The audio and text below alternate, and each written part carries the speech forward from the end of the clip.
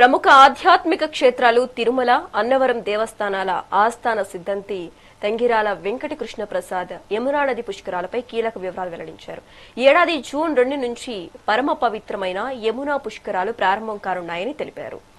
గరుడు కర్ణాటక రాశిలోని ప్రవేశించిన సందర్భంగా ఈ పుష్కరాలు వస్తాయని, కృష్ణ పరమాత్మ పాదస్పర్శతో పునీతమైన ఈ నదిలో స్నానం అత్యంత ఫలప్రదమని వివరించారు.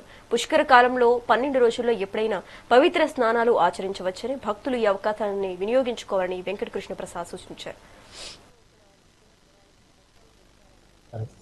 పుష్కరాలకు మనం పెట్టే ముహూర్తం కాదు, అది ఖగోళపరంగా ఎప్పుడైతే గనక కర్కాటక రాశిలోకి గురుడు ప్రవేశిస్తాడో ఆ సమయంలో యమునా నదికి పుష్కరాలు ప్రారంభమవుతాయి. యమునా నది అనేది పరమ పవిత్రమైనటువంటి నది. హిమాలయాల్లో అది యమునోత్రి అనే ప్రాంతంలో పుట్టి ఇలాగా కిందకి ఢిల్లీ, హర్యానా, తర్వాత ఉత్తరప్రదేశ్లో బృందావనం ఇటువంటి ప్రాంతాల మీదుగా ప్రవహిస్తుంది అది. అయితే ఇక్కడ ముఖ్యమైన విశేషం ఏంటంటే, ఈ యమునా నది పరివాహక ప్రాంతంలో శ్రీకృష్ణ పరమాత్మ సంచరించాడు అని మొత్తం మన భారతదేశమే కాదు ప్రపంచం అంతా కూడా విశ్వసిస్తారు. అంటే కృష్ణ పరమాత్మ యొక్క పాదస్పర్శతోటి పునీతమైనటువంటి ప్రాంతం యమునా నది.